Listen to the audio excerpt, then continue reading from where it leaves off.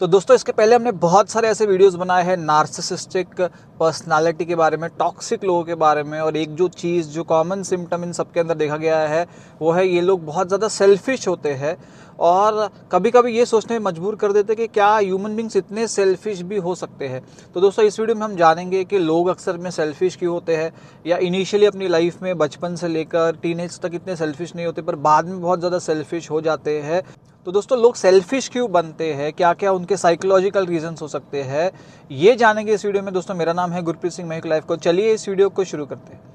दोस्तों सबसे पहले तो कुछ साइंस जानेंगे जो पर्सन सेल्फिश है उनके बारे में। पहला साइन है कि उनके अंदर बहुत ज़्यादा एम्पैथी की कमी है, या कोई पर्सन को प्रॉब्लम में देख रहे हैं तो उसके ऊपर उनको तरस नहीं आ रहा है, उसकी हेल्प नहीं कर रहे हैं। इवन डिस्ट्रेस में देख के शायद उनको मज़ा आ रहा है, उनको अच्छा लग रहा है ये पर्सन प्रॉब्लम में है। दूसरा साइन हो सकता है कि ऐसे लोग बार बार अटेंशन सीकर होते हैं, उनको सेंटर ऑफ अट्रैक्शन बने रहना है। ये भी एक साइन हो सकता है जो लोग बहुत ज़्यादा सेल्फिश है, सेल्फ सेंटर्ड है।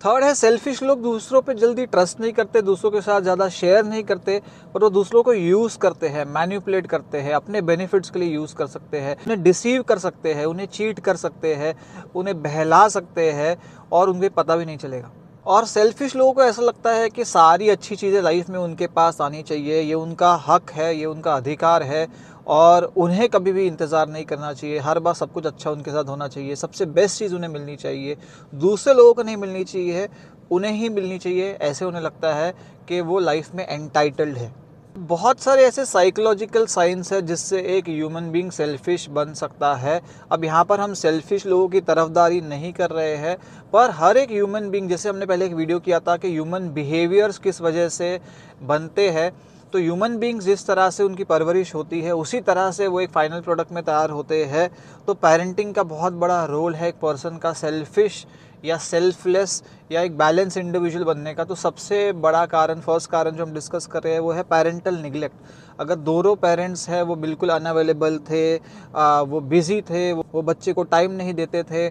और वो पर्सन ने खुद फिगर आउट कर लिया कि अकेले कैसे जीना है, अकेले बिना इमोशनल सपोर्ट के कैसे जीना है, बिना लोगों की हेल्प के कैसे जीना है, और ये उसके माइंड में भी आ गया तो शायद लोग इतना अवेलेबल रहते ही नहीं है। लोगों पे इतना ट्रस्ट भी नहीं करना चाहिए, क्योंकि लोगों पे ट्रस्ट करेंगे लोग अवेलेबल नहीं रहते हैं। इसलिए खुद से फिगर आउट कर लिया, अपना रास्ता खुद बना लिया, और ऐसे लोगों का बड़े होकर सेल्फिश होने का चांस बहुत ज़्यादा होता है। उसी के कॉन्ट्रास्ट में ऐसे लोग जहाँ पर बहुत ज़्यादा पैम्पर किया गया हो उन लोगों को, उन्हें हर चीज़ दी गई हो, हर एक फैसिलिटी उनको मिली हो, बहुत ज़्यादा पैम्पर किया हो, इंस्टेंट उनके बोलते ही, चुटकी बजाते ही चीज़ें उनके सामने हाजिर होगी, तो फीलिंग ऑफ एंटाइटलमेंट उनको लाइफ में हो सकती है। अगर वो सिंगल चाइल्ड है तो बड़े होकर उन्हें बहुत ज़्यादा एंटाइटलमेंट की फीलिंग कि उनका हर एक चीज़ पे अधिकार है, जो चाहिए वो इमीडिएटली मिलना चाहिए। तो सेल्फिशनेस इससे भी आ सकती है। थर्ड है अगर किसी के चाइल्डहुड में ट्रॉमा या एब्यूज़ हुआ हो और उससे वो बाहर नहीं आ पाया हो, और उस पर्सन को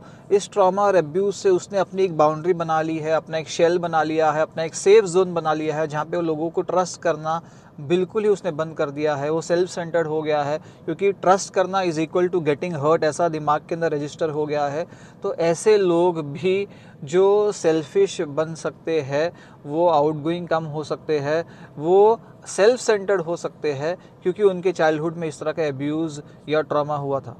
नेक्स्ट है मॉडल बिहेवियर। चाइल्डहुड के अंदर बच्चे जो देखते हैं वो सीखते हैं, और अगर कोई बिहेवियर उन्हें दिख रहा है कि ये शायद बिहेवियर सही है, चिल्लाने का बिहेवियर सही है, सेल्फिश होने का बिहेवियर सही है, झूठ बोलने का बिहेवियर सही है, वॉयलेंट बिहेवियर सही है, अब्यूजिव बिहेवियर सही है, अगर वो देख रहे हैं इस बिहेवियर को रेगुलरली अपने कोई केयर गिवर्स के थ्रू, अपने पेरेंट्स के थ्रू, तो उनके माइंड में रजिस्टर हो जाएगा कि ये बिहेवियर सही है, सेल्फिश होना सही है, इस तरह से बिहेव करना सही है। तो सेल्फिश होना मॉडल्ड बिहेवियर भी हो सकता है, जैसे बच्चों ने देखा वो वैसे ही बन गए। अब कुछ केसेस में लैक ऑफ सोशलाइजेशन, अगर पेरेंट्स ने बच्चों को बहुत ज़्यादा आइसोलेटेड रखा, उन्हें बहुत सारे लोगों के साथ इंटरेक्ट करने, मिंगल करने का ऑप्शन नहीं दिया, और उन्हें सोशलाइज करने का ऑप्शन नहीं दिया, उन्हें शेयर कैसे करना है वो नहीं सिखाया, उन्हें मैनर्स एटिकेट्स नहीं सिखाए, उन्हें झूठ बोलना सही है गलत है उसके बारे में टीचिंग्स नहीं दी, उन्हें टिफ़िन शेयर करना है इसके बारे में बताया, उन्हें अगर कोई पर्सन पेन में है, डिस्ट्रेस में है, उसे कैसे मदद करना है वो नहीं सिखाया।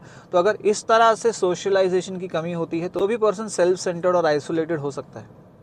बहुत सारे केसेस में जैसे हमने डिस्कस किया है कि एनपीडी यानी कि नार्सिसिस्टिक पर्सनालिटी डिसऑर्डर के लोग हैं वो सेल्फिश होते हैं। पेरेंट्स के अंदर अगर ये डिसऑर्डर है तो जेनेटिकली बच्चों के अंदर भी ये डिसऑर्डर आ सकता है और उन्हें सेल्फिश बना सकता है। एक और बड़ा रीज़न है सेल्फिश होने का, वो है लैक ऑफ स्कैरसिटी। बहुत बार देखा गया है कि ऐसे चाइल्डहुड में जब भी बचपन में बहुत ज़्यादा फाइनेंशियल तंगी या कमी थी, या बहुत ज़्यादा पावर्टी किसने देखी है, या बहुत सारा जो चीज़ें हैं ईज़िली अवेलेबल नहीं थी, घर का जो सराउंडिंग्स थी उसके अंदर बहुत ज़्यादा गरीबी देखी गई है, तो उस केस में ख़ास करके स्कैरसिटी कि अगर चीज़ें मेरे पास नहीं रहेगी या चीज़ें मेरे पास आएगी वो दूसरों को अगर मैं दे दूंगा तो मुझसे छिन जाएगी, या और चीज़ें तो बहुत डिफ़िकल्टी से मिलती है लाइफ के अंदर, और अगर ये चीज़ मेरे पास आ रही है तो मुझे सेल्फिश होके इसे होल्ड करना पड़ेगा, इसे पकड़ के रखना पड़ेगा, इसे शेयर तो बिल्कुल नहीं करूँगा क्योंकि मेरे साथ कभी किसने शेयर नहीं किया और मुझे बहुत हर चीज़ बहुत लाइफ में लेट मिली है। तो जिसे कभी कभी हम बोलते हैं कि वो पर्सन बहुत लाइफ में कंजूस है, या वो पर्सन है वो बहुत ज़्यादा माइज़र है, तो ये एटीट्यूड भी चाइल्डहुड से आ सकता है कि जहाँ पे वो पर्सन ने बहुत ज़्यादा गरीबी देखी हो, तो स्कैरसिटी या इनसिक्योरिटी की वजह से पर्सन सेल्फिश बन सकता है। बहुत बार सोसाइटी और मीडिया भी इस चीज़ के ऊपर बहुत ज़्यादा फोकस करती है कि लाइफ को सेल्फिश होके जियो, या अपने ऊपर से फोकस रखो, दूसरों के बारे में बिल्कुल भी सोचो मत। तो इस तरह का कभी कभी जो ज्ञान आपको मिलता है लोगों से, और वो ऐसे लोगों से आपको लाइफ में मिल रहा है जो मैंने ये कैटेगरीज डिस्कस की है उन्हीं से, तो वो खुद बहुत इनसिक्योर है, वो खुद लोगों में इन्वेस्ट नहीं कर सकते हैं, उनके अंदर बहुत ज़्यादा फियर है ऑफ लोनलीनेस, या अबंडनमेंट का फियर है, या स्कैरसिटी का फियर है, तो वो दूसरे लोगों को भी वही ज्ञान दे रहे होते हैं। पर ये एक पर्सनल सेल्फ रिफ्लेक्शन करके ही आप डिसाइड कर सकते हो कि आपको कितना मात्रा में सेल्फिश लाइफ में होना है, या कितना आपको गिविंग होना है, या कहाँ पे आपको बाउंड्रीज बिल्ड करनी है। अगर आपको बाउंड्रीज बिल्ड करने में इशू है तो आपको एक counsellor, life coach, psychologist help कर सकता है कि जहाँ पे आपको लगता है कि मैं बहुत ज़्यादा सेल्फिश हो गया हूँ या मेरा पार्टनर बहुत ज़्यादा सेल्फिश हो गया है, तो एक हेल्दी बाउंड्री में रह के उसके माइंड से जितने भी फियर्स है स्कैरसिटी को लेकर उसे निकालना, या लोगों के हर्ट को लेकर उसको निकालना, उसे बैलेंस लेवल पे लेके आया जा सकता है कि जहाँ पे वो जब ज़रूरत है बहुत ज़्यादा तो वो सेल्फिश भी है, और जब बहुत ज़्यादा ज़रूरत है तो केयरिंग और शेयरिंग वाला पर्सन भी है। तो इसलिए आपको काउंसलिंग की हेल्प मिल सकती है सेल्फिशनेस से बाहर निकलने के लिए।